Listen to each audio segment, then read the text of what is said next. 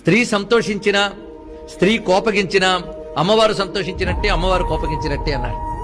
అందులో స్త్రీ సంతోషిస్తే దేవతలు సంతోషించి వారి వంశాలను కాపాడతారట. స్త్రీ దుఃఖపడినా కోపగించుకున్నా దేవతలకు కోపం కలిగి వాళ్ళ వంశాలని దెబ్బతీస్తారని ధర్మశాస్త్రం చెప్తున్నది. దీన్ని బట్టి స్త్రీకి మన శాస్త్రంలో ఎంత మర్యాదనిచ్చారు, గౌరవాన్ని ఇచ్చారో చూడాలి. ఏ రూపంలో ఉన్నా స్త్రీ పూజ్యురాలే. అందుకే స్త్రీ స్వరూపము జన్మ నుంచి శుద్ధమే అని చెప్పారు. పురుషుడికైతే సంస్కారములు చేస్తేనే గాని శరీరానికి శుద్ధత్వం రాదట. స్త్రీ జన్మతః శుద్ధురాలే. అందుకే 2వ సంవత్సరం వచ్చిన దగ్గర నుంచే స్త్రీని పూజ్యురాలుగా మనం భావన చేస్తాం. అందుకు స్త్రీ మంగళ స్వరూపమే. అందుకు స్త్రీని ఏనాడో అవమానించరాదు, తక్కువగా చూడరాదు అని ధర్మశాస్త్రములన్నీ చెప్తున్నాయి. ఎందువల్ల? అమ్మవారి యొక్క విభూతి ఉంది స్త్రీలలో. ఇది దర్శించవలసిన విధానం.